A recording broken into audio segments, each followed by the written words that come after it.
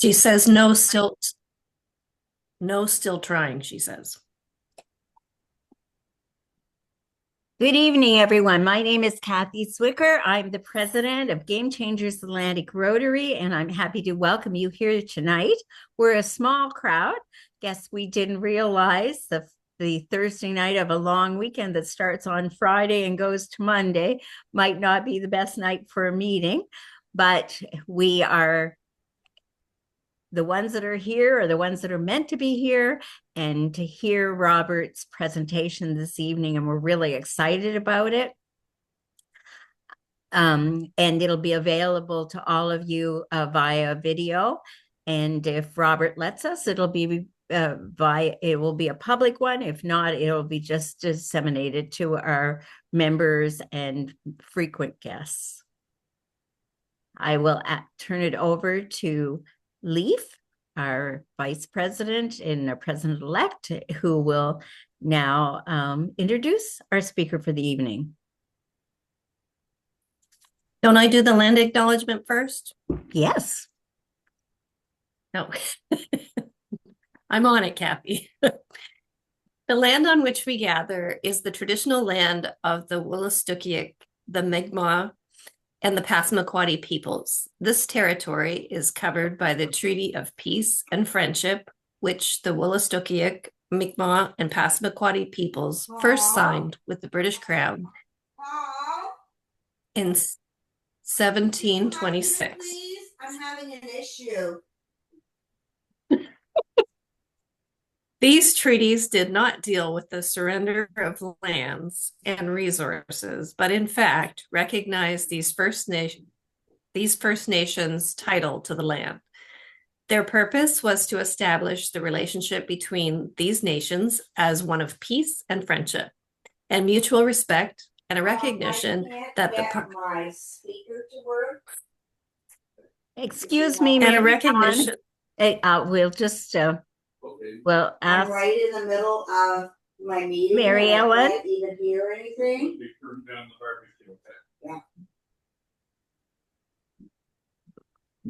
Yeah. Just excuse us here.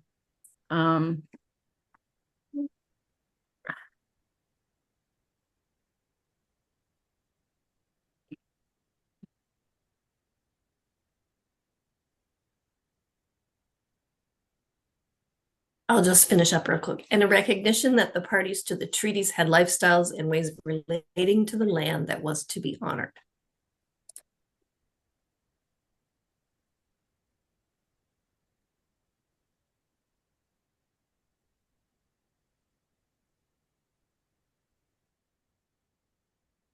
Okay, now you can go on, Leaf. I've got both of them, both Mary Ellens muted.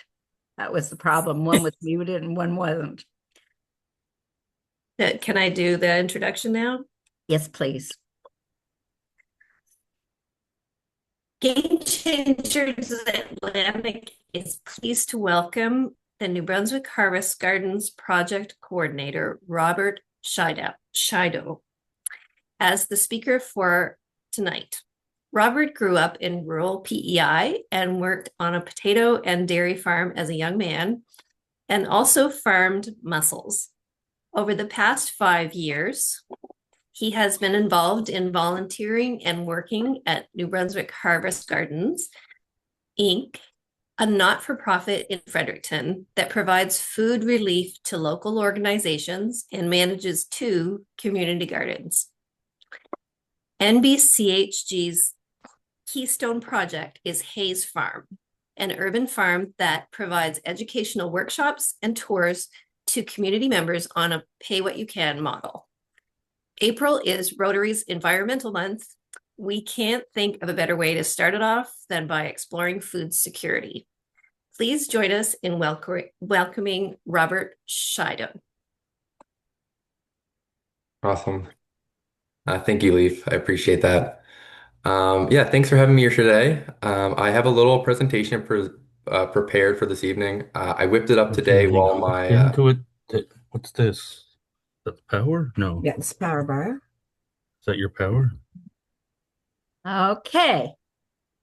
If we do not keep muting her, I don't know what we can do. Um, Word. excuse me. Why don't we go out and then come back? Oh, Mary Ellen, Have you I don't tried know if you booting can and all hear me, that? but well, I have once, but you might we want keep to muting you and you give it a keep go. unmuting yourself. Sometimes just going out and What do you want me to do? yeah, sure. Boot? I've tried boot. Sorry, Robert. You're all good. I Stop. think, Yeah, okay, I, let's just stop for a minute till yeah, would you tell Kathy. her in the chat that we can hear her? I can't, for some reason, I can't find her and get her Yeah. closed. I can give her a call and tell her to stay out. Yeah, Just get out and come back in. yeah.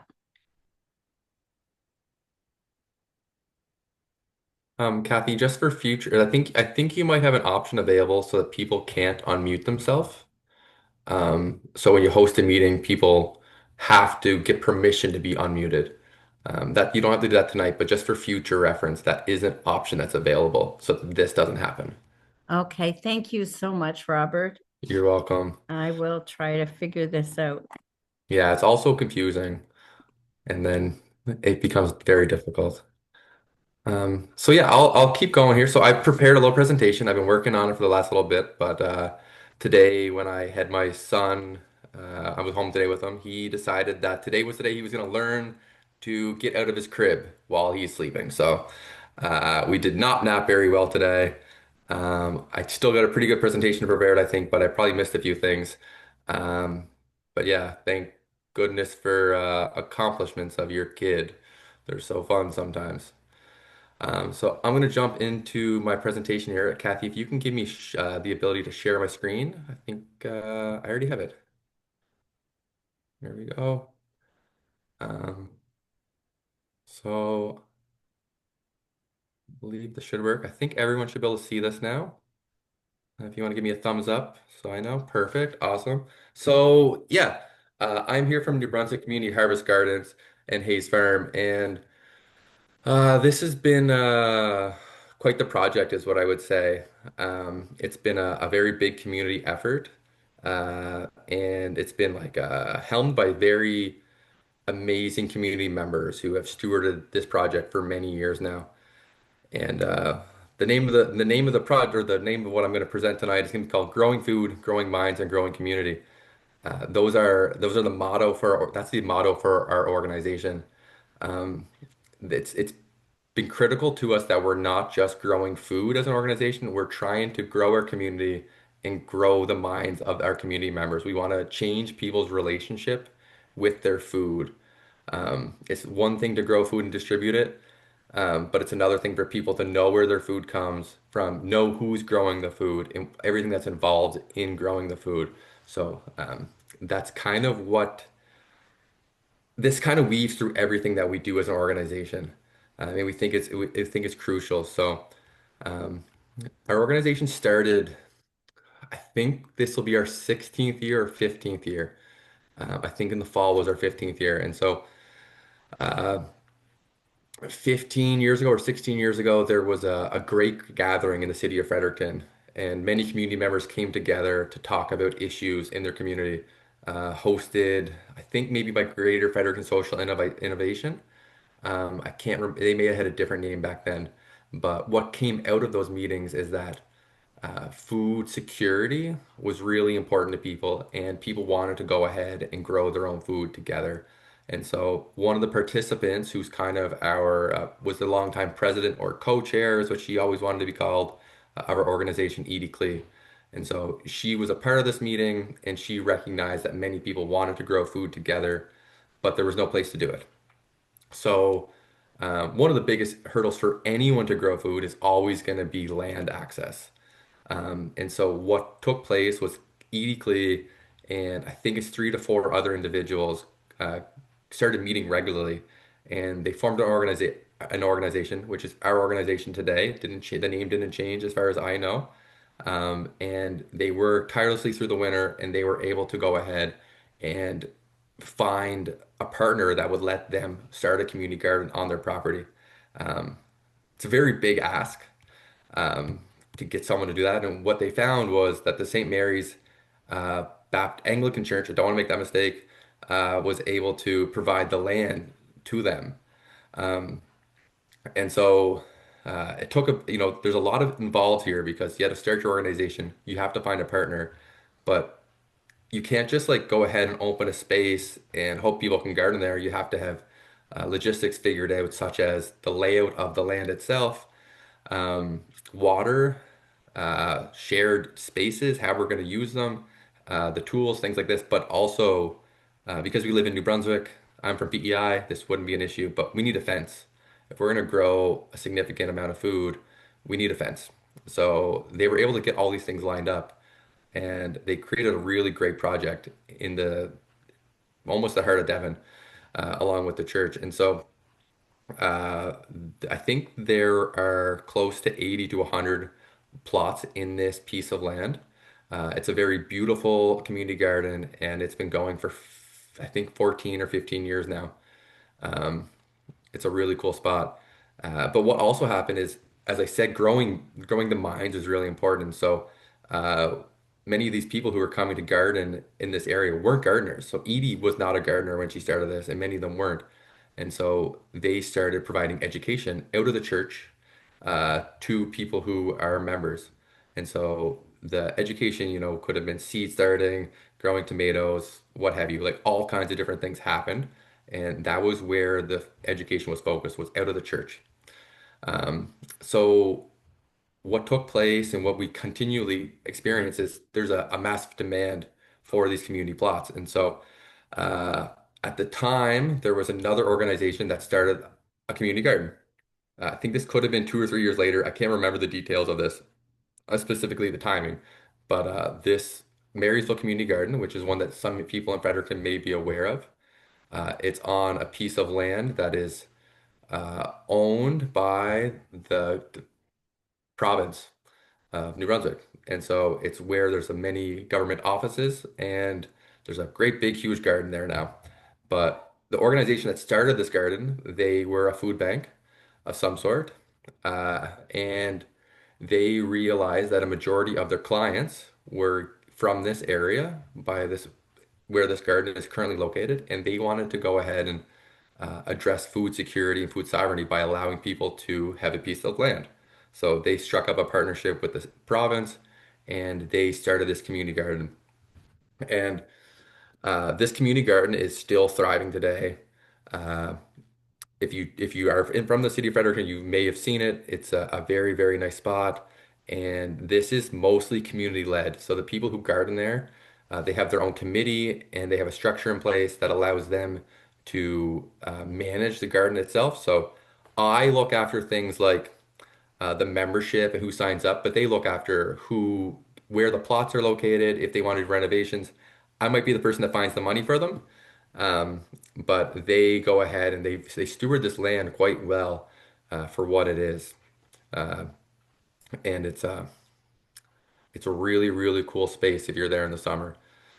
This year's big project for them is we're putting a new gate in. Their gate is like 15 years old, not quite that old, but it's like falling down. Every time they try and like get a truck in there, it's really difficult. So we're gonna go ahead and put a new gate in and make it a lot easier for the users to get in there. So um, the what happened was, and I have it on here, the organization that started it, they were no longer able to manage it. So the management switched to us because we kind of had some of the structures in place to do so.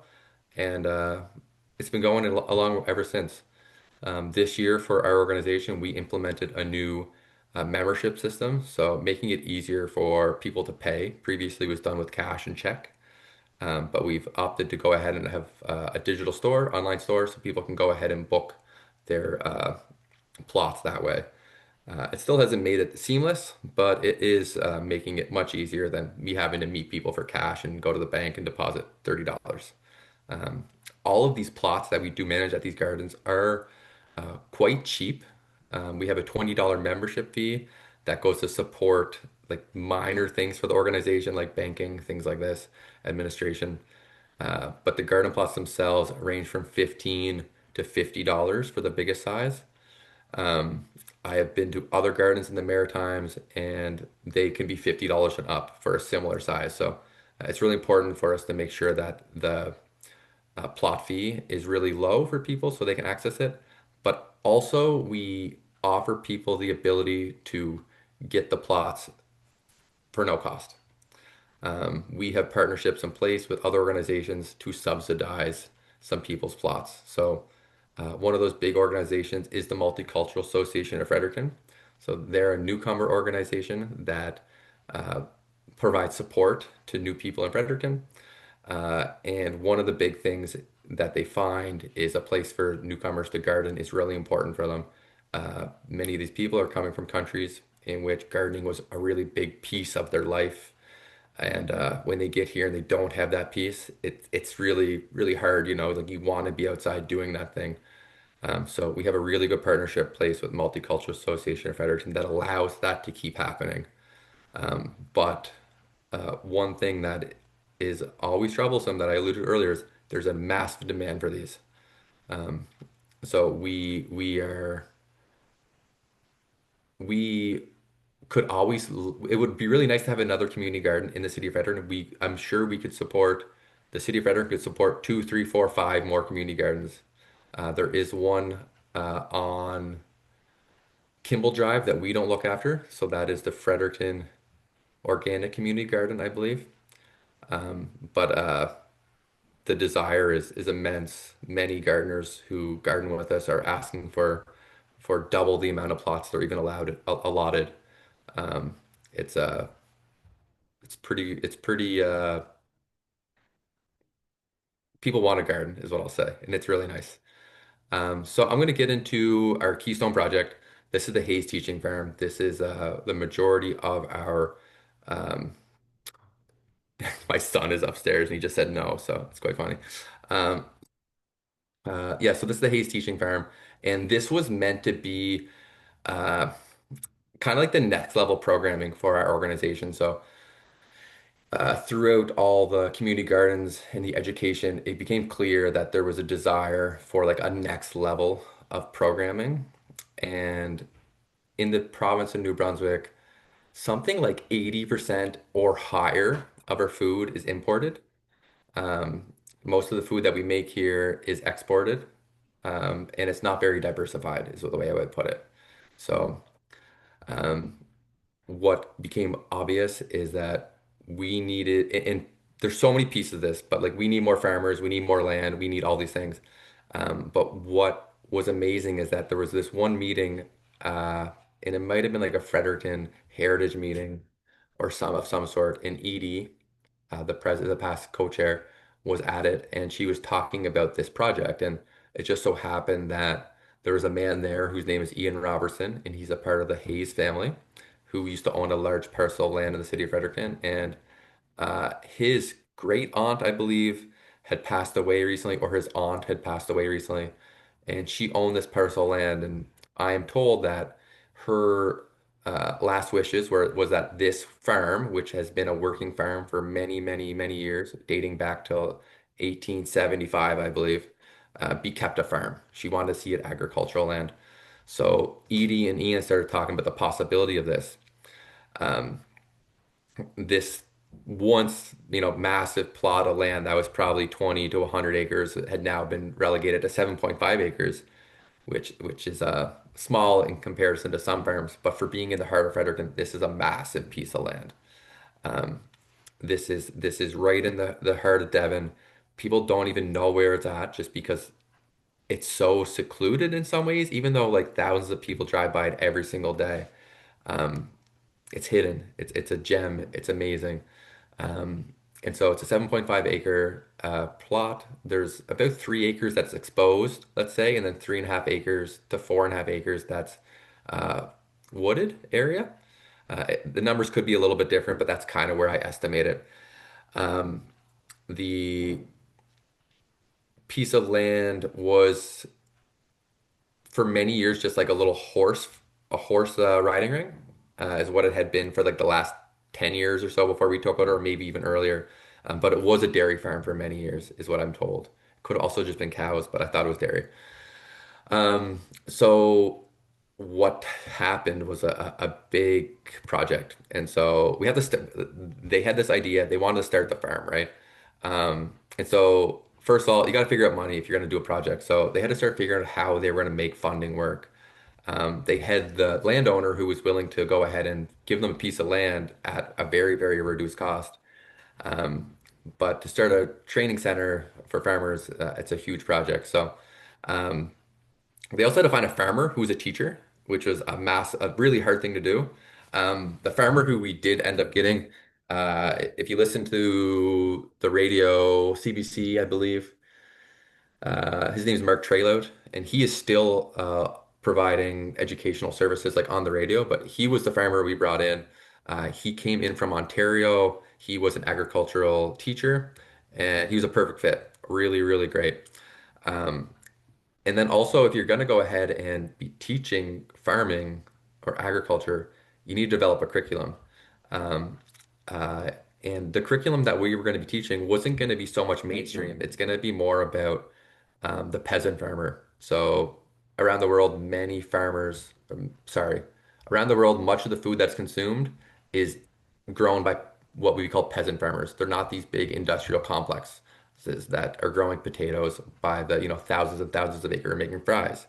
They're making a diverse crop and feeding their families. And that's much of the world is fed by the peasant. That's not supposed to be used as a bad term. It's just the type of farming, and it's a really beautiful thing when people are growing their own food. So the curriculum which that was developed was created to suit this type of growing. There's organizations like La Via Campesina, and I want to see the ETC group that focuses on this type of uh, agricultural uh, like growing program. I don't really have the best words for that right now. And then also, if we're going to start a farm, we got to figure out what we're going to do with the vegetables. So, what we have done with the vegetables has changed over the years. It has looked much different at different times. Um, but what they did at first was they went to the Thursday night market in the city of Fredericton, and they sold from a stand there. That was the first year, and then it kind of switched into community supported agriculture. So that's a CSA box if you've heard of it before. There are a couple around here, like Strawberry Hill, in which you pay the farmer upfront for the food you're going to get for the rest of the year. So um, this was a way that we could provide some funding to the farm to pay some of our staff. So I believe at one time we had 30 to 50 boxes. Um, and so, that's going to provide you a little bit of money to start your program. Um, and then we also just had to make a working farm. So I have some really great photos in here, and it's been a really cool challenge. It's been amazing. One of the biggest, not I shouldn't say the biggest challenge, but one of the first challenges of making a farm, if you can see in this picture here, is we got the farm tilled. And this was a terrible job. We brought someone in and they didn't do a good job at all. This was I think in 2016, 27, must have been 2017. And anyways, uh, they said they did it. It was really poorly done. And I'll show you some more photos in a couple minutes of what it should have looked like or what it looked like afterwards. Um, so part of starting a farm was we wanted to have fun. It was supposed to be about people. It's not about this, as I said, the industrial complex. It's about people. And so that field that you had seen previously, this was what it looked like after we had tarped it. So we used a black silage tarp and we put it down and it kind of killed all the grass. Um, and I wish the picture got cut off, but this is from when they pulled the tarp back. So all these people, none of them, one of them's a farmer. She went to Olds College. Olds? I think so in Calgary. Um, Either way, no one here is a farmer, but they went ahead and they started farming. Um, and it was a really special moment for everyone because they had pulled this tarp off and they had seen what they wanted to see. It was really great. Um, and so here's the tarp going back on, but after the tarp had come off, we had to go ahead and make our rows. So we had the farm manager, I believe, is who I'm trying to think of the picture. I think that's who it is. He used what's called a BCS, and it is a small hand tractor that allows you to work in like a very small. Uh, my son is running around, and um, it's a very manageable tool. It's like a tiller, but it has a lot of implements on it, like a tractor that allows you to do different things with it. So it's a really cool tool, and the implements make it amazing. So it can be a snowblower one day, it can be a tiller, it can be shaping beds, and that's what this is doing here. It's throwing dirt a certain to one side, so we can go ahead and make these beds because we're not making a traditional row. We're making like 35 to 42-inch beds, and then we're going to go grow from there. So once they tilled them up, the soil was really bad. It had a lot of weeds in it, and it was really clay heavy. So they pulled the tarp back over it to kill the weeds that had gotten stirred up through the tiller. So your ground is just filled with seeds, and some of the seeds will last 10, 20 years. And so when you expose them to the sun, to the air, they will sprout, and all the work you had done, it just kind of gets ruined. So if anyone has ever started a field or a garden, you would know this. Uh, it's a bad experience, but the tarp makes it a lot easier. So they had to make the beds, they had to make the farm, all the stuff. But as I had talked about, the curriculum, the education was the most important piece. And so it was not just about training farmers, it was about changing the way in which people understand their food system. So, um, what we had to do is because the farmhouse is not in the best of condition to host school groups there, especially because farming starts in March. Um, we rented space at I want to say Big Brothers Big Sisters, but that's not right. Um, at another community organization, as it'll say, and they allowed us to provide our programming out of there. And so we have, I think this is the first cohort or the second cohort, and they're going over the programming. And so this was, for anyone who took the course, like hats off to them. This was a very immense, challenging thing to do because you were in school either before you went to work or after. And so all of it was school. You were working in the field, you were working in the classroom, and it was all tied together, but really hard to go ahead and work grueling labor job of like flipping the beds into going to sit down and learn about the peasant farmer. Um, and so uh, it was hats off to them. Um, And so, talked about the community supported agriculture box. Um, if you haven't been a part of one of these programs, it's a really great way to get to know where your food is coming from, to get to know the farmer who's providing the food, and just to see the other people in your community that are getting also like supporting this program. So the food in which we grew, because of the way in which we're structured, we're a not-for-profit. We can't sell our produce. We can't sell anything. So um, everything was by donation base, and we had our food with a suggested price, but we also allowed people to do the pay what you can option, like the sliding scale. And so there were many individuals who accessed this community supported agriculture that were not typically able to access this nutrient dense food, but because of the way this was structured, it allowed them to. And I recently had a talk with the farmer who was running the farm at the time, and he said it worked out. So some people were paying more and knowing that they were helping other people access this food, and other people were paying a reduced cost, which is like a really beautiful way that community supports each other. It's like it's kind of this mutual aid type of solution. Um, and it's just really nice because typically people think organic, uh, this type of food that they're not able to access it if they have if they're low income, things like this. And so making sure that people who are low income are able to get this nutrient dense food was really important to us, and it still is important to us. Um, It's something that everyone should be able to access, nutrient dense, uh, locally grown, not sprayed food, as far as I'm concerned. It's really important. The health benefits are massive. So the program itself ran for about 5 years. So it was called the Regenerative Farming Internship. Um, there were over 30 students slash farmers who participated. Um, each year was different, so it made it really hard to plan. So some years we might have five, but one year we had like I think 15 students. We made a really great partnership with I believe it was JEDI, so the Joint Economic Development Initiative, I believe.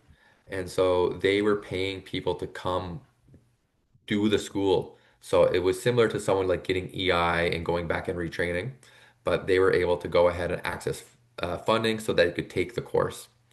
Um, and so one year I think we had 15 students and it was awesome. The farm ballooned up in terms of what we could produce, what we could manage. But then this was also like during the peak of COVID, so people were off. Um, it was amazing. The farm was producing so much food. It was crazy, and it was all, it's all done by hand. We might have a few implements like the BCS I showed, but it's really, really impressive work.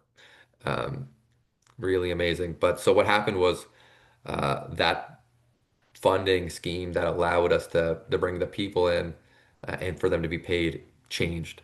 So what that meant was we had to change with it because without that money coming in, uh, we didn't have we didn't have the money to be able to pay everyone um, like a fair wage that we had to or we wanted to. Um, so there were people who were paying to take the course who weren't being funded. And so that was one option. But again, it's a really big ask to have someone pay. Um, and everyone just got out of COVID and it just didn't work as well as it could have. If there was government funding or government backing, like I think this is a really solid way to go ahead and change our food landscape here. Um, it just requires money. Um, but amazing. I can't speak enough about the internship and the people who took it and what they're doing now. There are people working in their indigenous communities who are providing their own training or growing their own food. This program has changed many people's lives as far as I'm concerned. Um, and it was great. Um, so we went through a transition with COVID kind of ending, as they said, people would say. Um, we had to identify like what was working, what was sustainable, what we can get funding for, and truthfully, like what do we enjoy? Many of the people who are part of this project didn't want to just go ahead and do the project. They wanted to do something that they felt was making a difference in their community. So, um, we kind of like figured out what's working. We have the what's called Open Farm Day. So it's an open event in which people can visit the farm, and we provide workshops at pay what you can scale. We have food available for people, and people can just kind of like hang out. And so these are offered every second Saturday. There's 14 of them during the year. Two workshops per Open Farm Day. There's kids events, all kinds of different things. We have K to 12 education is what we have kind of switched towards. And so the local schools will bring classes to the school for education. And I think that we've kind of settled on this being a really good way to change people's perspective on food and their relationship. Many kids come to the farm and they don't really have a perspective of like what something is. Like for one example, we had kids show up at the farm, we had chickens there, and they were calling them like chicken jockey or something, which is some like Minecraft movie thing or something, and like didn't even like had never seen a chicken in their life, but had seen them in this movie. And I don't have a sweet clue what this is, but I was amazed. Um, one other critical piece to what we're doing is volunteerism. We have some really great volunteers that participate with our organization. But what we also offer is we offer organizations places that they can bring their clientele to volunteer with us. So some people, um, some organizations are might offer a co-op for some of their clients, and so they will come to the firm, and we will offer them a co-op placement, and it's really great because of the type of work we're doing and what we switch to. It's not super strenuous. Everything is made to work at people's own abilities. We don't try and push people too hard. It's really open. It's really great. You're outside. It's really nice. It's for some of these kids that come to the school to come to us. It's just a change in their life that they don't normally get. We've had some kids who have come who just literally walk up and down the driveway all morning. They just like have their phones on and headphones on and they just walk up and down, and that's all they needed in their day. And it's really really nice that we're able to provide that outlet. You have the birds chirping, you see all the fields. There's just something about it that's therapeutic. Um, so then we have the food production. The food production is still going. We rely on interns each year that we partner with different levels of government to bring them in for 8 to 12 week stints. And all the food that we grow is given away. So uh, by given away, I mean it's done by pay what you can, but predominantly it goes to Under One Sky, which is an off-reserve Indigenous organization that serves that population of people. But what this allows us is that we don't have to go ahead and establish a new connection with a vulnerable group of people. We just go ahead and provide it to the organization and they distribute it. It's a really nice partnership. We don't have to build the trust, not saying that we don't want to, but that's just a whole other thing to do. Um, Especially when you're working with vulnerable populations, you don't want to make anything more stressful for them. So we have other partnerships with organizations, but that is our key, like our biggest one. We provide, I think it's close to $10,000 of produce to them each year. Um, uh, it's a really big piece, and a lot of it is like raspberries and things like this because we have a lot of raspberries on our property, and they have a daycare program, so the kids just eat up these raspberries, and it's really amazing. And then what also was work was environmental stewardship. So because of what we're doing, we're showing people, a, you know, a way in which we can take care of our environment, our communities, by just living with the land and growing with it. So um, that was a really big piece. A lot of our funding that we're able to access still comes from that piece. And then also what's working, I think, and this is my favorite word, is we're building community. So we have people who've been coming to the farm now for 5 years. Some people, like they just keep coming every Saturday. They just keep showing up and they just say like this is their highlight of their day. I have seen some kids, one family of kids, uh, and I've seen them grow up. It's really cool. Um, their parents don't speak English, but they keep coming, and they have a really great time. It's just awesome. Um, and so all those things I was talking about, we needed a space that was like more open. And this picture doesn't do it justice, but this is a picture I took in fall of our covered teaching space. And so as I showed you earlier, we didn't have a place in which we could deliver our programming. We had to rent a space, things like that. So there's an old barn on the property. It's over 100 years old. We refinished one side. You can tell by the changes in wood that one was done like 5 years earlier and the other one's new. So in 2023, we built this covered teaching space. It's like 30 by 40 or something. And this allows us to do our programming no matter what. So it's been really nice. And this is, I think, been one of the biggest projects we've done. This has been really great. It's just amazing. And I could speak more and more about it, but and I'll show you some pictures. So this is one of our workshops. These are the people that are coming to our events. It's a very diverse crowd. We have people of all ages, all backgrounds, everything. We have some people, there's a lady in a walker. She had to drive up the driveway, and we don't usually let people drive up the driveway, but some people need to, and that's the way it works, and that's why we don't let people drive up the driveway because we can allow this to happen. Um, but this covered teaching space has just been like a game changer for our organization. It's beautiful. It's so nice. Um, this is the person who Edie Clee, who like made the organization, she passed away in the past year, and this was one of her like dreams. So I get it's really really nice to see what it's become. Um, so what been talking about is like removing barriers has like been really important for our organization. It's like why I think it's working is that everyone can access it. We have people showing up, as I said, who don't speak English, but their kids are coming.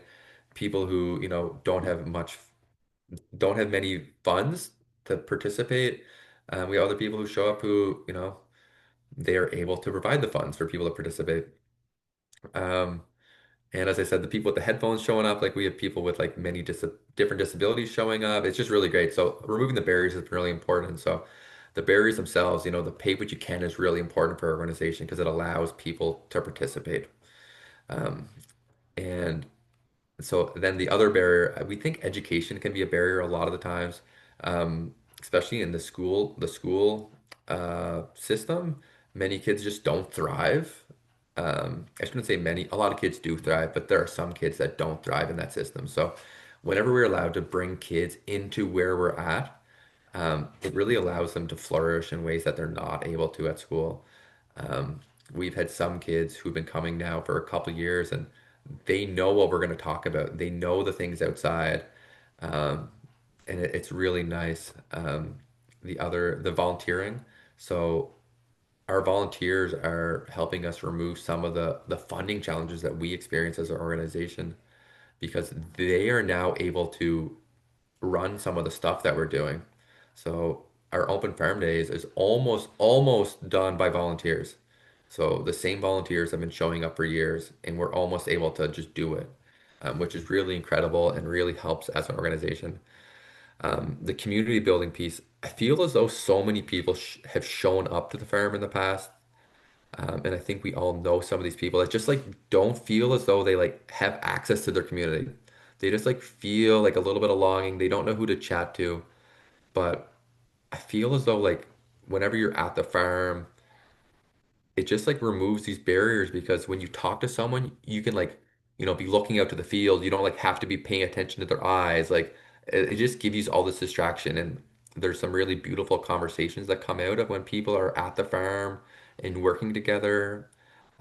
It's just amazing. And then the biggest piece that I tell a lot of people that come is like, there's no experience needed. Like we will show you or guide you on what has to happen. And if you can't do the thing, we'll find something else. Like just show up, be there and participate. It's like it's it's really beautiful and moving. Um, there's been some people who have now joined our board who were like stuck in a chair is the way they would put it for their work. And now they're out like working in the field and just like loving life and like considering changing their profession because of what's happened. And the person came with no experience and they're literally like thinking about becoming a forester now. So it's just really cool. Um, so why does this all matter? This all matters, and I think everyone's paying attention. Food costs are going through the roof. Certain things that we are typically able to access, we're not able to access, or the access to become unlimited at certain times, uh, which kind of reminds me of growing up in PEI because we didn't have a bridge, and there were certain things we just didn't get at the certain times of year. So it's kind of weird. And then loss of skills. So it's kind of um, people don't have the skills necessary for us to take care of ourselves anymore, for us to grow our own food. And in my opinion, that what we eat is the most important thing in our life. If we don't have our food, if we can't grow our own food, like I'm sorry, but there's like it's just not good. If we can't feed ourselves, it's not good. We need food, so we need people to understand the value of the food that we're producing, that we consume. And I know it's expensive, but it's the one thing that we need in this life for us to keep going. And we take it for granted, and we don't have the skills, and we are so susceptible when things happen. So I think it's really important for us to work on our food sovereignty and our food security. And it's I can't I'm a very big passion about food, so just so everyone knows. Um, and so just our overall organization's impact on our community. This number is I think much higher than this. This is I think a couple years old now, but there's usually 15 to 2,000 participants each year. I think last year I was actually closer to 3,100. But this is school students. Last year was 700 school students. Some of these open farm day events have 200 to 300 people at them. There are thousands of pounds of nutrient dense food being distributed. So as I said, I think it's close to 10,000 pounds go to Underwood Sky. This does not include our open farm day that has the pay what you can food stand. And then I think community is really, really, really important. Without community, I don't know how we can function, how we can support each other and ourselves. Um, so this is one of the things. But I have in here like a small story just so I prompted myself. What I would say is there are so many of them. There's so many people that come to the farm that didn't quite understand what was going on, didn't know they could do something. And what I would probably say is for myself is that at this time last year, if I asked myself if I'd be in the spot I'm at right now, I don't think I would believe I could be because we had a president of our organization who was doing a lot of the back end stuff, and she suddenly passed away. And I thought that without her, the organization wouldn't be able to function. Um, but with the help of all of our community members who are a part of what we're doing, it's able to keep going. And it's just really beautiful that everyone has stepped up and we've been able to keep moving forward. Um, and so I'm gonna try and go quick here because I think I'm taking up quite a bit of time. But we're at Beyond the Farm. So there's more than what we just do here. So we have a partnership with the city of Fredericton in which we're providing composting workshops to community members. And we're hoping that this is changing people's relationship to their food waste. And we're taking some stuff out of the landfill. Um, we have partnerships with small businesses. So some small businesses provide workshops at the farm, and it allows them to connect with community members to let people know about their services. This could be someone who's trimming trees. Um, we have had yoga instructors in the past, things like this. And then the partnerships and removing silos. I think this is really important. There are so many organizations that are doing similar work that they overlap and they're competing for funding. But I think there are times in which we can be working together on bigger projects and doing something better for our community. And then beyond just community, I just love community. Um, the bigger picture, this is a picture of the property, most of it. Um, it's still a couple acres up top, but this is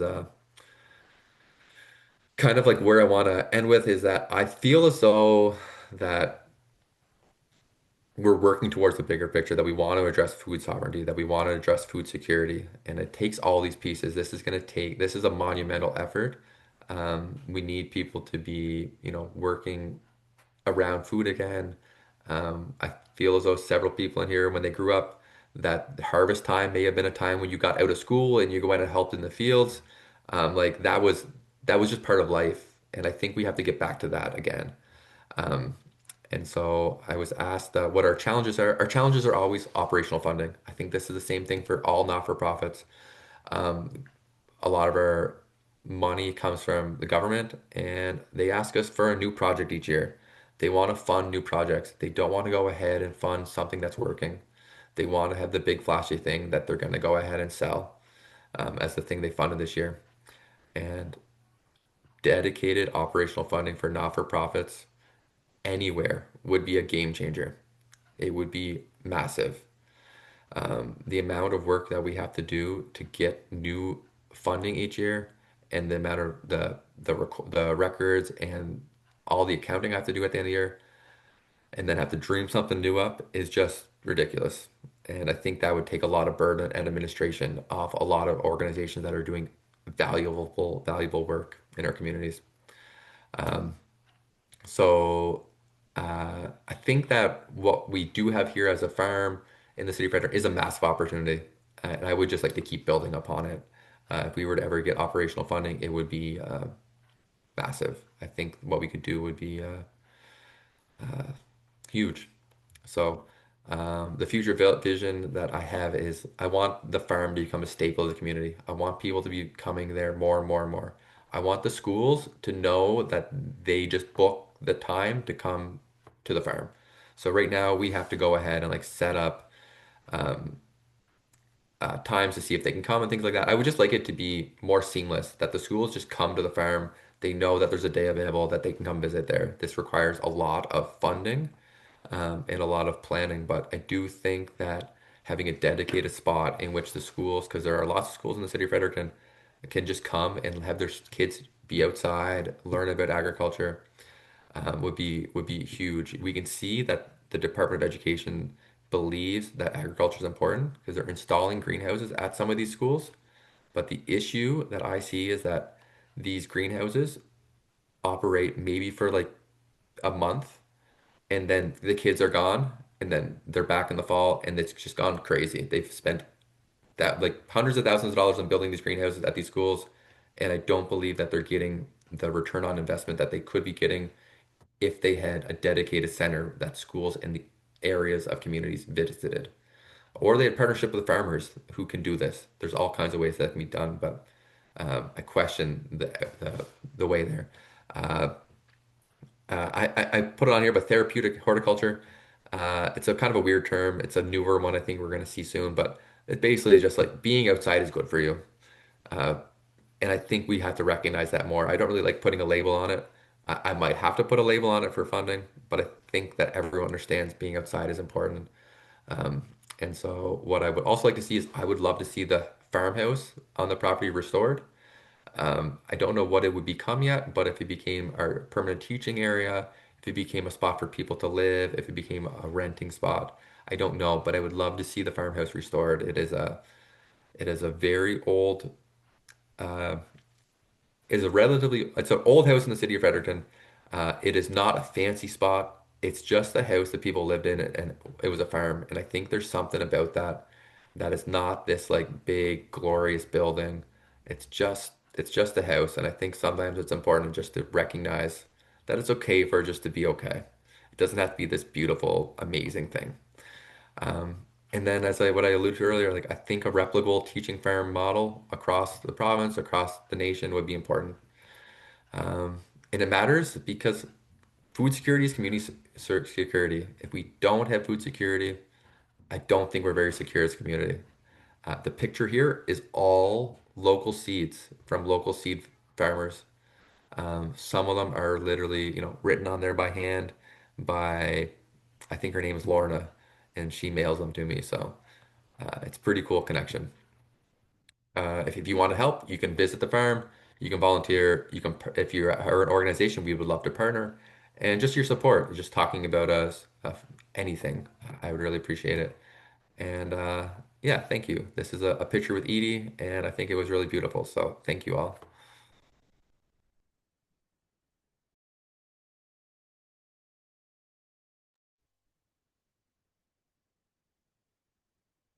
Thank you so much, Robert. That was amazing. Like I guess part of this was me wanting to find some insight into this farm, what was going on with it, and how it's developed. Because I remember when it started.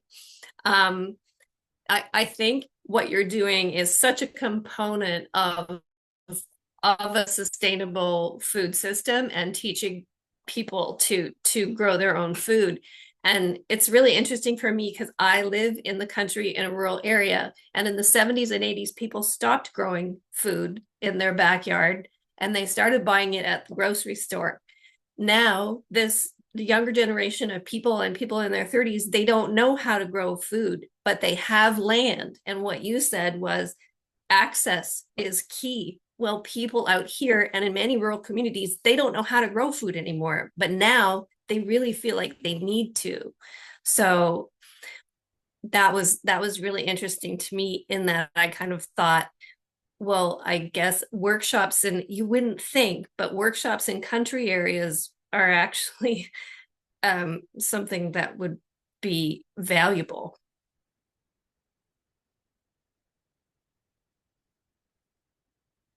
I would agree on that. I think it's really important. Um, we get a lot of people from the country who visit us, which is really cool. They come in, but I agree. I think community centers could be doing this. There's all kinds of places in which we could tackle getting education on growing into people who have land, or allowing people who with the knowledge to grow on their land. There are all kinds of ways in which we can try and harness this asset, let's call it. So if you could, the top two ways that you need help is you need to build operational funds. Have you ever done like a fundraiser to build operational funds? Not like a gala or something like that, but a fundraiser. Yeah, so we have done um, a crowdfund years ago, and we still have it like up on our website, but there hasn't been a concerted effort on pushing that through lately. What we are looking at is switching to a charity. So we are currently just a not-for-profit, but much of what we do is in the charity spectrum. So we are looking at making that switch. Um, I do know that there are organizations that would donate to us if we were to do that because of what we do. It's just that they can't get a tax write-up. So we are in that midst. But in terms of like a full-on chair, like a fundraiser, we haven't done one in years. There is talks. Um, it's just anything you're gonna do is just always tough, right? It's like something new that you have to do. It's worth it. It's just hard. Um, so not to say not to do it. No, but it's good that you presented in front of Rotary because there are people in the organization do volunteer at different things, and Rotarians are very good volunteers because they turn up, they do the work. So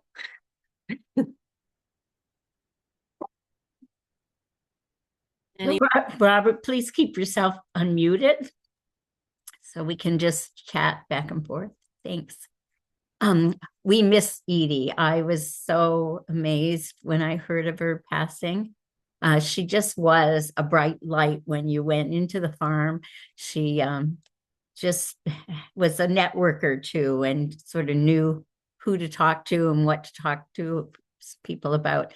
I really like those open farm days, especially when there was a chef there making food and we got to Yeah. taste some of the things that were grown on the farm and get some different ideas. There were certain teas that I'd never drank before and certain things that I never did. Um, um, but so few people know about this resource right in the city of Devon, the community of Devon. Um, how can we do that to make it more visible? And certainly we will share things that you're doing on our website, on our Facebook page, and try to get more people. And I also share it on other pages that I have connections with. So, Well, I think that's very kind of you. Thank you. I think what has been working of late is that the word is just getting out there. Like people are showing up because they heard about us from someone else, and our numbers show it. So the people who are visiting the farm and the amount of people visiting the farm is just constantly growing. So I do believe the word is getting out there. It might be nice if it accelerated a little bit, but at the same time, I don't want to grow too fast. I kind of want it to be a nice, sustainable growth because it can really burn people out if it gets to be too big too quickly. Um, but I think the partnership that we've had with the city the past couple of years for doing composting has been crucial in getting that out there and that exposure. Um, we've done a couple commercials with them for their like digital media, and uh, I think that's been really, really good for us. So I think just like word of mouth has been really important, and I believe if we do a little bit more promotion on social media, it might help us. I can't have too many people show up because the street that we're on is like a one way, it's like a dead end. And it becomes kind of problematic sometimes when we have like 300 people showing up for our plant sale.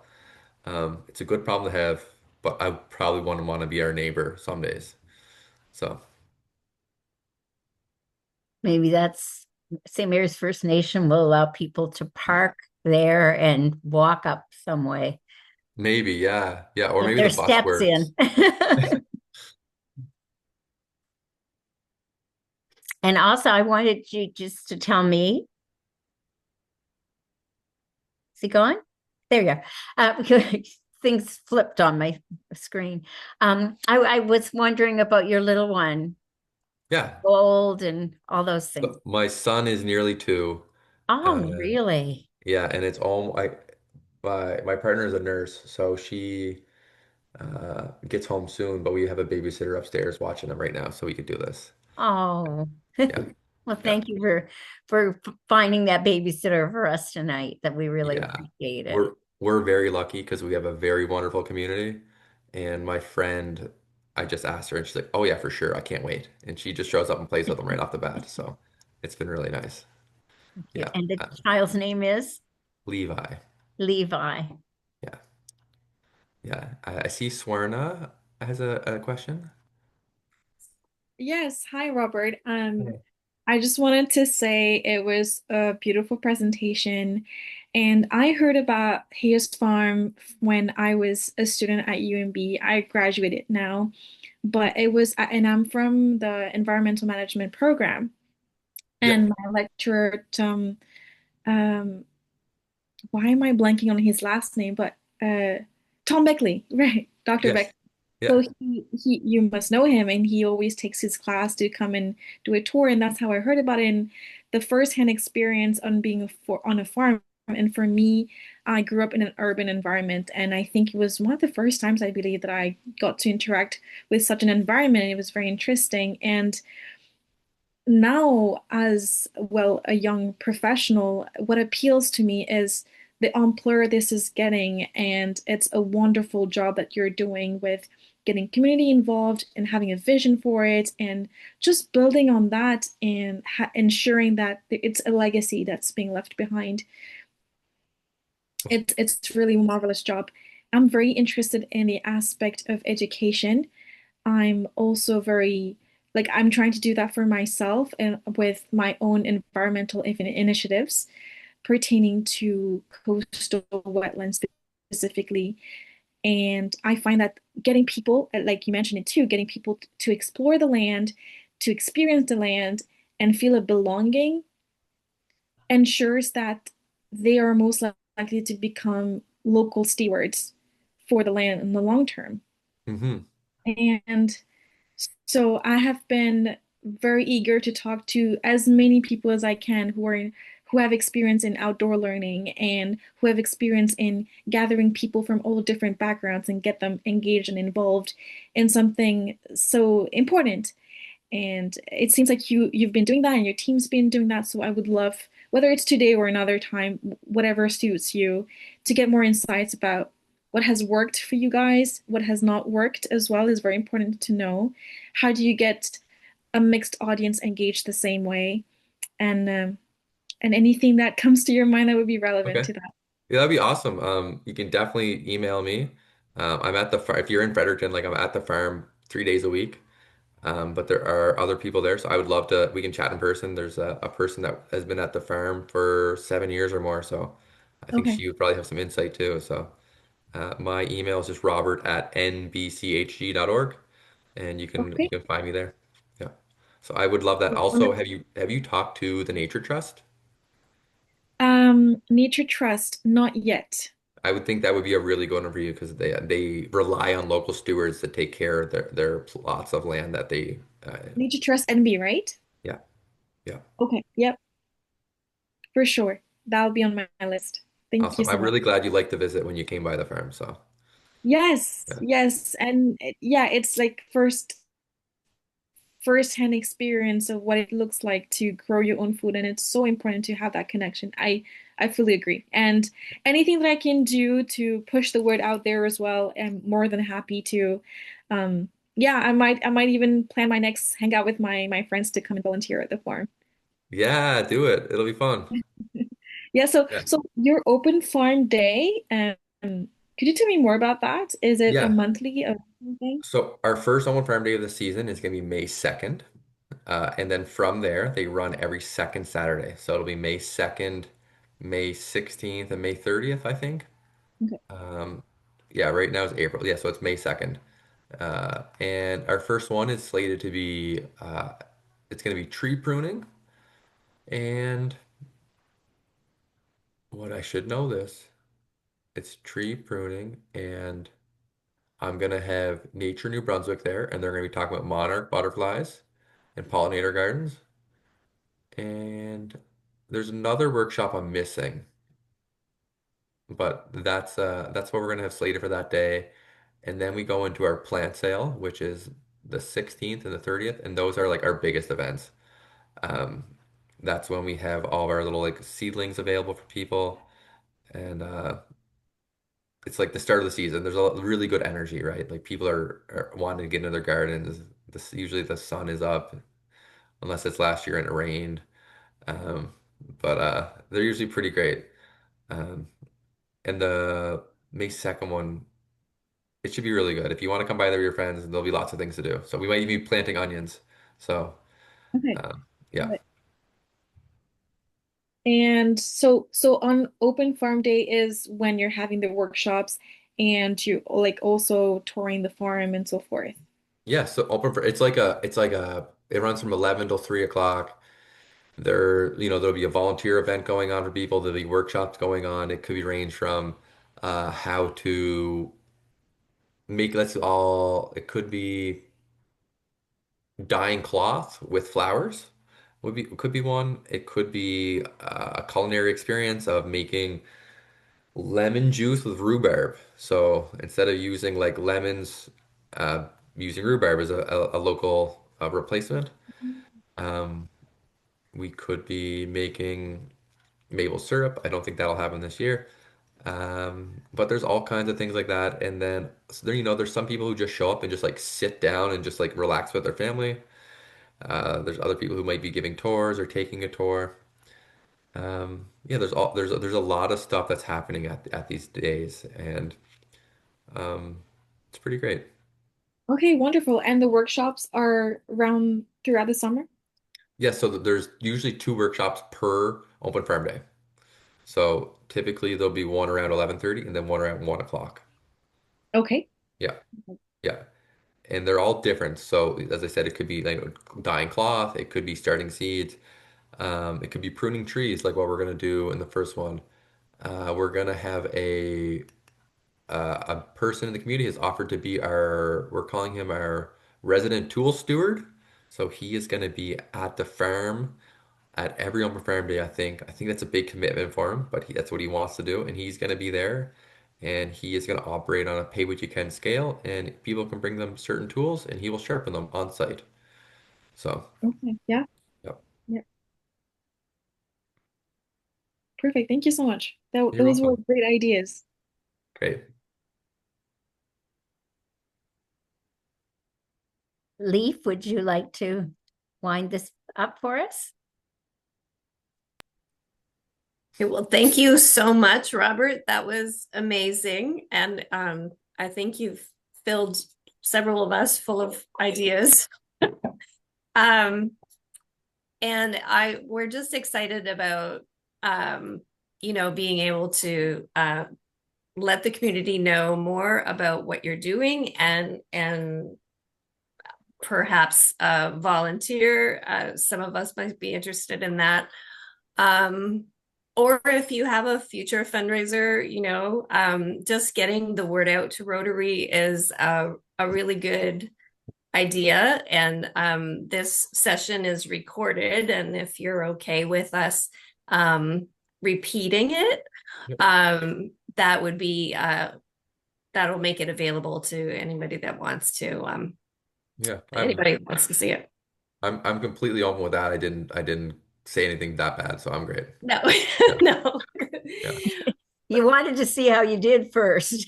Yeah, exactly. I'm like, how much did I say by the government today? So, yeah, Nothing too insulting. exactly.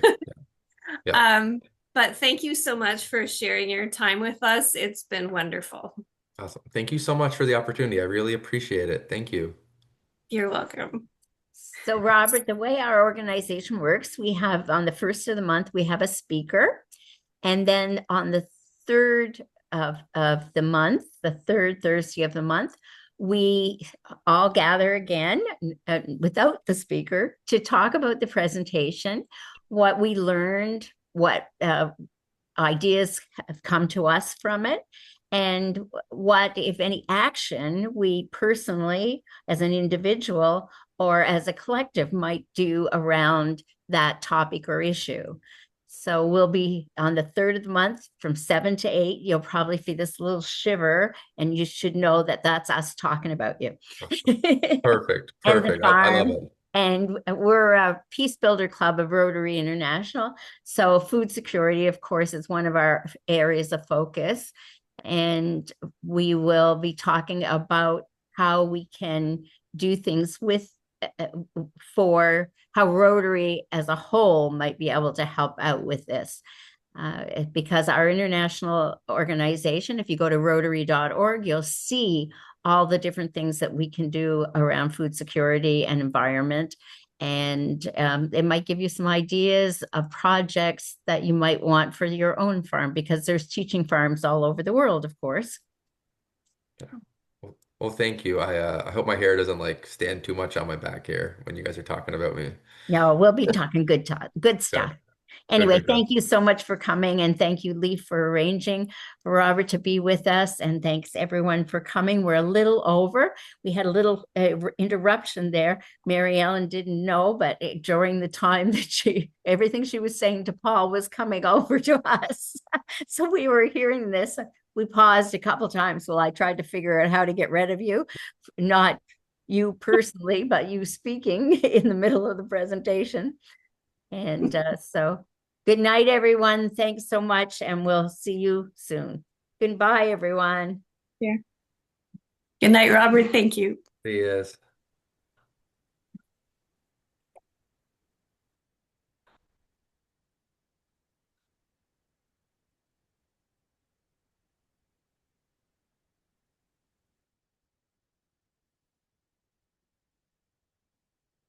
Hi. Kathy, just wanted to quickly acknowledge your email since it was a short response that I sent you. But yes, I totally understand. And yeah, I'm so sorry that you had to go through that fire, like totally This, upending your it's life. not just the fire, it's the people that the restorative company is not a reputable organization.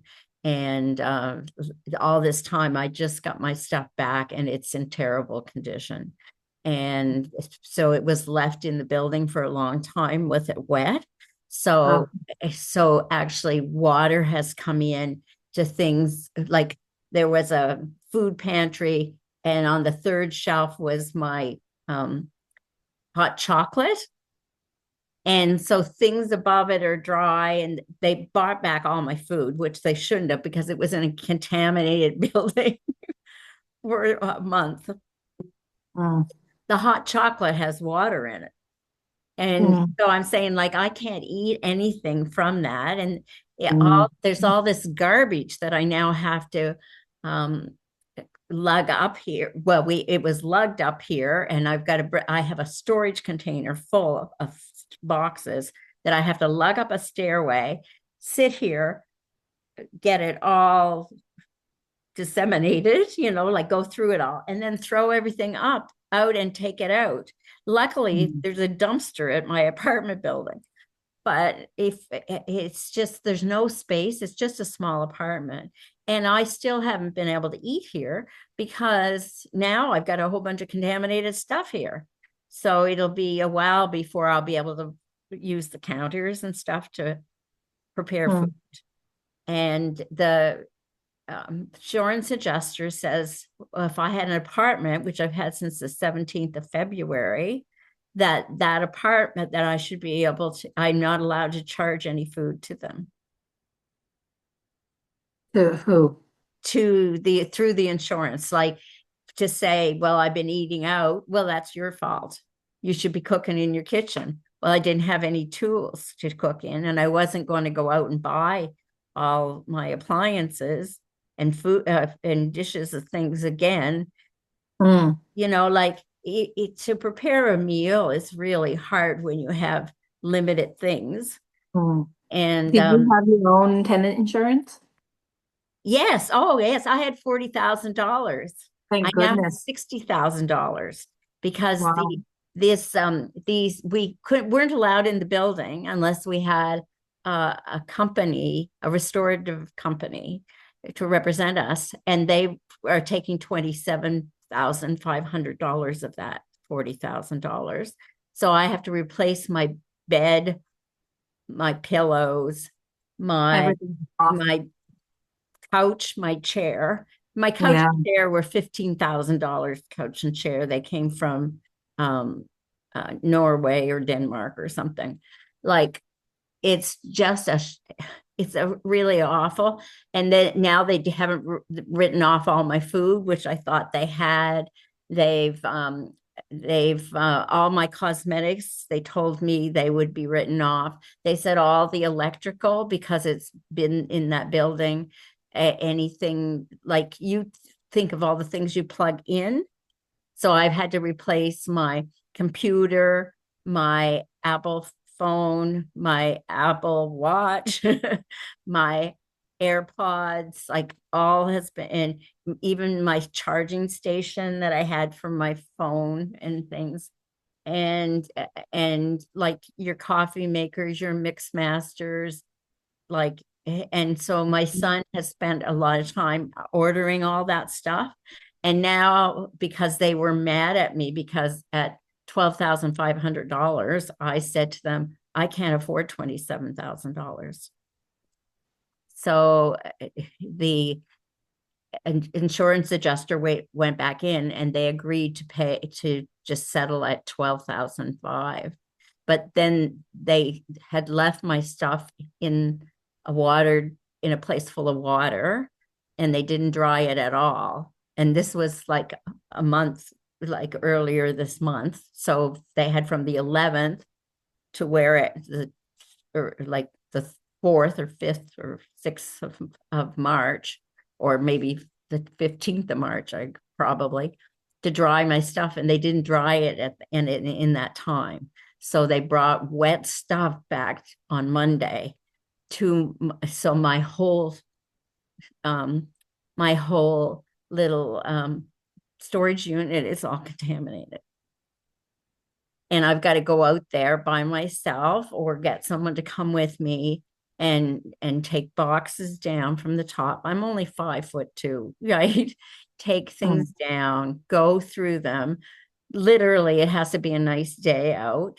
Then I've got to put them on a little table, take a picture of them, write down the details of what was wrong with it on the computer, and then decide to throw it away or whatever. And there's no dumpster there, so I have to bring it back here to dump it out.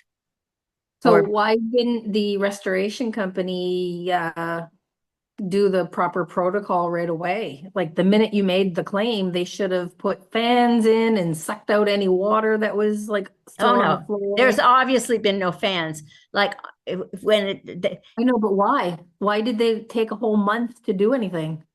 Well, more than a month. I mean, we're talking now. So it was the 11th of February. So 17 days in February, 31 days in March. Right. So why didn't they react right away? Like you put a claim in right away, right? Yes. And then Okay, so I wasn't allowed in the building if I didn't have a restorative company. So I hired a company. And when I finally got in to see it, because there's a couple of days the fire marshal's in, and then I had to get the company, and they have to let you in at when they want to come in with you. Like literally my wooden furniture, which is all antique, generations old, and they literally hadn't wiped them off with a towel. but I don't understand why they didn't take care of your stuff if you had insurance and you hired them right away. Like, why didn't they take care of it as they were hired to do? to me, this sounds like breach of contract that you should be able to. Yes. Oh, it sounds like a lots of things. And Yeah, like, I a don't lot of understand why they're lying. leaving I you like, hanging. Like there this was a shouldn't person be from the on company you. I was dealing with, Hmm. and literally, like, before they brought the soft things back, they said we can bring the soft things back. I said, okay, can you bring them back on this day? Okay. And when you bring them, which is just like your soft goods, I said, would you bring the patio table and two little chairs, a cafe set? And would you bring a folding table, craft table, 6 feet long, and those two chairs so I can have them for my office? And would you bring my two lawn chairs and the footstools with them and the little green table that goes between them, plastic?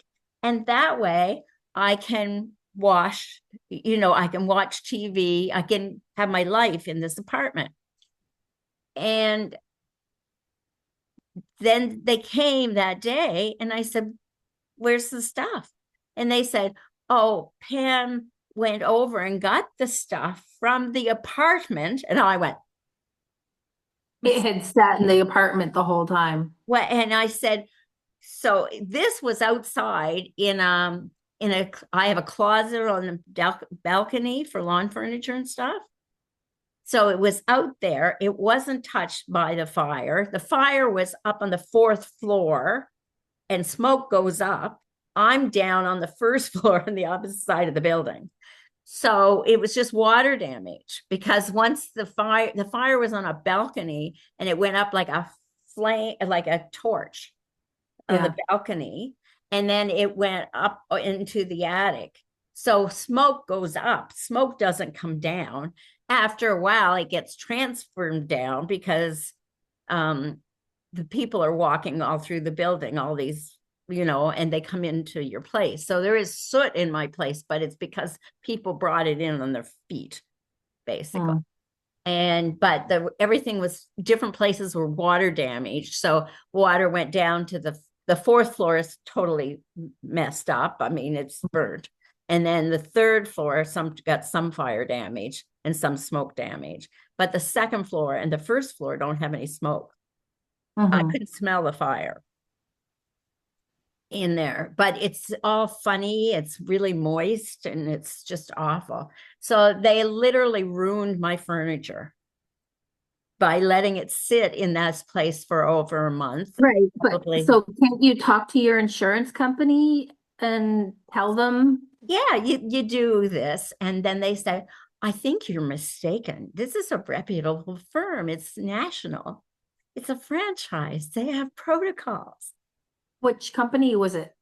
It's called Paul Davis. Yeah, I used Paul Davis. Once they were good, another time they were bad. And it is a franchise, so it really depends on who's running the franchise.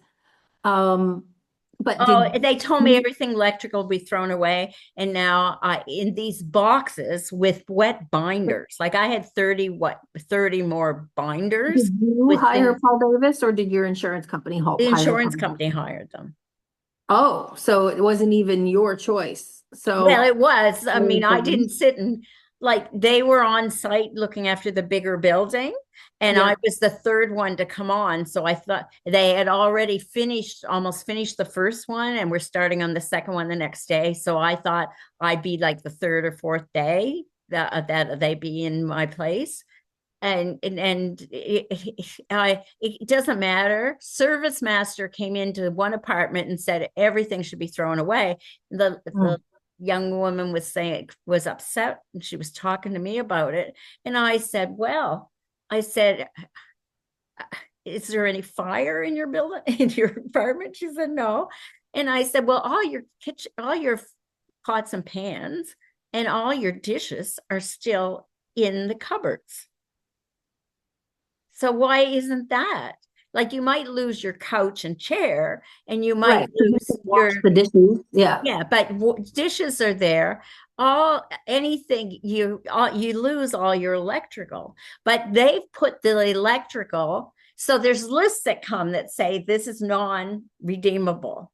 Well, they brought all the non-redeemable back on Monday. And so I had a little storage unit and they brought all this back. And I said, what's all this doing here? I can't fit it in this little space.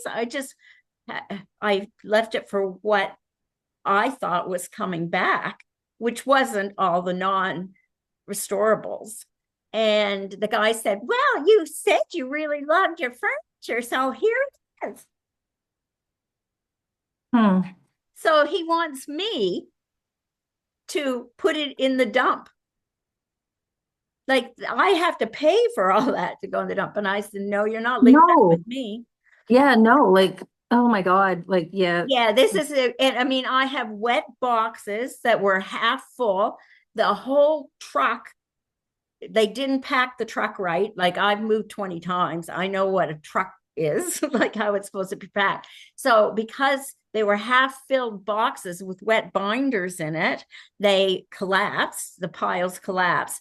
But it was because they were big boxes on little boxes. Like they weren't my 16 file folder boxes, like banker's boxes that are plastic, were not all together. They were spread all through it. When we got the 44 boxes that came from with the soft goods, they didn't have my clothes because the firemen went in and brought all my clothes out on the morning of the fire.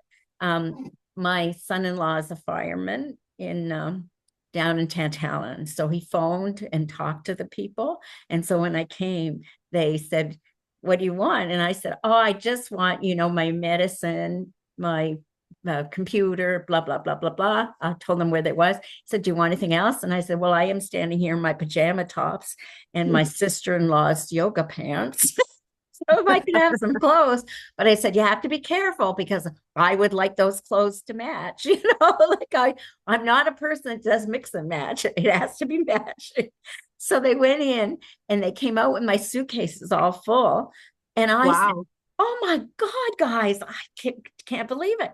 And then they said, wait, and here comes more of them. And they had great big bags, like huge clear bags full of my clothes. So they got some winter jackets out. They got my boots out. They got my sneakers out. They just brought stuff, anything. And see, it wasn't even wet. Wow. Yeah. So, but you leave it there for a week. Like my blue, I have a blue sweaters and blue things, all that drawer they never brought. We still don't have it. Okay, well, I gotta let you go, but anyway, yeah, it's been a shit show.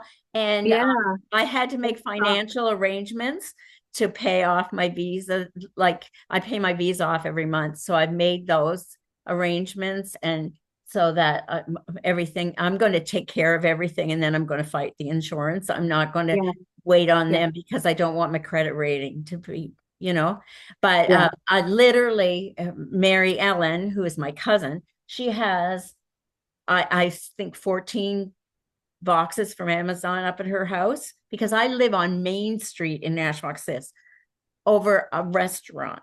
Like this is where I could afford.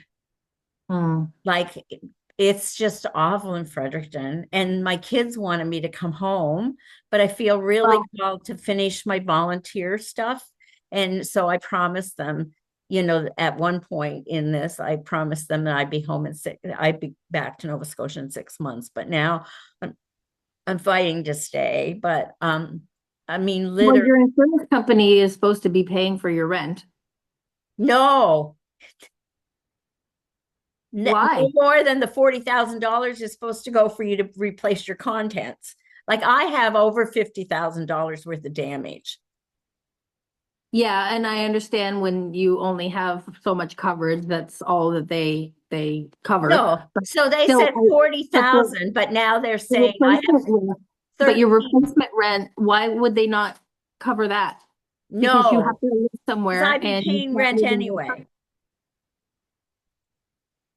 So there's nothing. It's just like I moved to them. They don't care. Oh, okay, because you don't pay the rent at the other place anymore. No, but apparently some people who have apartment buildings, if it burns down, you still have to pay for that apartment too. Like that. And my landlord gave us back February's rent. That's nice. That was nice. My landlord is in some other country of the world and isn't coming back to late April. Hmm. Hmm. Yeah. All right, No. well, yeah, See it you sucks. later. No, The possible member database or whatever. Yeah, just let well, me it was know. with this lady that was going to join, and we went through all the process, and then she said, I can't join. I don't know. It was somebody that Anne Marie had um, referred, and I only found out that she was gonna see what it was all about after she filled out the application form. And then we got her approved through the membership to join. And then when I told her she was approved, she's like, oh, I got the email that you got, the one that she just had a financial situation. But I still invited her to come to this meeting tonight, so I'm not sure why she didn't And I come. did too. I wrote, all our meetings are public. Come along and hang out with us, kind of thing. That's what I wrote back. Like I was amazed.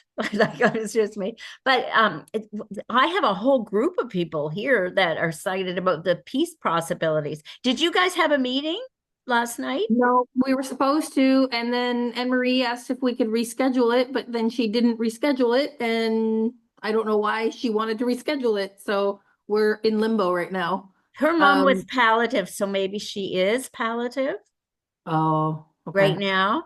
Um, And I have one of those in Changemakers too, said their mom is in palliative right now. So it's really hard. yeah. But did Jaren or Darlene say why they couldn't come tonight? No, but Jareen joined Changemakers in December. Okay. And our She's in both. so she joined for 4 months, December, January, February, March. She has never shown up to a meeting. Oh, okay. So then in the middle of it, Well, I know she's got some exciting things that she wants to share with us as soon as we can meet about the peace sprint, the design sprint or whatever it's called. yeah, so and she's been inviting people to join it. But the thing is, I talked to Leaf about it, and Leaf said, well, I'd like to be on it. And I said, well, I'd like to be on it too, because it's training. And she wants to keep the thing small. So we can only have 7 people at most. And we can't have all these people be on it, and it depends what the project is. We might need other people on it with specific talents and abilities, So, and it's a wider project, so only so many people can take this training. So it's kind of a mishmash, and people, if they haven't taken Rotary training, like, if they don't have any basic knowledge of Rotary, we want them to take this design sprint that's, like, have they taken any other courses that we offer, which are free? Like we must have 100 courses in there, So I'm just kind of wondering about the whole thing. But anyway, we'll see. And so I did write to her and say, well, if you want to keep it small, first of all, Leaf has asked to be on it and she's coming in. So I think that's only fair. I would certainly like to be on it too. So there's 3 of us before we can start. And everybody else is saying, I'm going to be on it too. And I went, hey, there's only so many. And you can't, one club, and we might not even be accepted.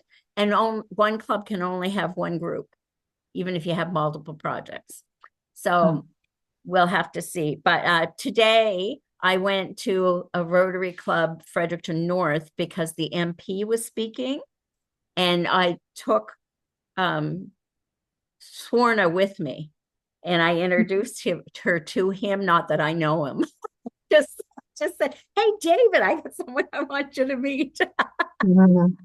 And and after she talked for a while, I said, I don't suppose you know who I am, David, but we've had our picture taken many times together. So I thought I'd tell you. But Asif and and Alicia weren't here tonight. They just got back from England, and all their Okay. planes were messed up along the way. And we know that David and Len Lenham are going to join. So we've got a lot of people coming up. Anyway, you got to go. See you Yeah. later. Okay. Yeah, but just to finish what I was trying to say is, yeah, so just let me know what I need to do and I'll do it like for the next meeting. Like, you want Well, me to send? I did send out today to 25 or 30 of those people on the list, whatever it is. Okay, And because I didn't know who yeah, was in the BCC when you send it out. So I just assumed you were sending it to the members and the possible members, but yeah, I did send it. I did send it in the end, but that yours is much better because that's what people are used to dealing with. It's just I don't know how to do it, and I really don't want to do it. I love sending my little picture and the little write up and inviting them to come. And then if you send it out closer to the event as a reminder, it really works well, I think. well, that's only for the people that accept it in their calendar. So the one that I sent out, I just sent it to the members. Yeah. And it was just a calendar invocation that repeats every month. So you don't have to see the email the day of and go, oh shit, I forgot we had a Rotary meeting tonight. Like if you say yes, it'll put it in your calendar and then it'll be there for like the forever in infinity. And so not everybody accepted it, but so each month when you send the new Zoom link, I update that meeting and then I think it sends everybody a reminder then. So, but it's only our members that I have in there. I don't have the possible members in there. We probably should have sometime when you've got time, you and I should go over that list and we should take like William Long off of it. Like I was almost ready to take him off at one time, and then he wrote and said he was coming that day. And I went, okay. But we should get rid of some of those people and then focus on the newer people. But there Yeah, was we don't friends need of to yours. necessarily remove them. We just don't have to put any energy into getting them to join. Yeah. Yeah, but all right. Anyway, Okay. so yeah, for Talk the to you next later. So for the next how are the things next, going in your life?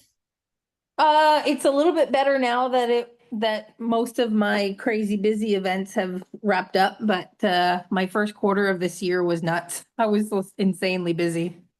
And how did you do with the contest? It's still going. I didn't find out the last time I checked earlier today, I was still in first, so I should have moved to the next round. There's like 9 rounds. It's top 20 today, and then it gets reduced to top 15, and then top 10, and then top 5, and then quarterfinals, semifinals, and finals. So I have a lot of rounds to go through. Well, send another thing out to all of us to remind us to keep voting for you. Yep, I will. I just don't Okay. want to I don't want to bug everybody when I'm already Yeah, in first place. bug us. Bug Well, us. I'll wait when I need the votes. Okay. Yeah. All right, thanks. Bye-bye. Good night.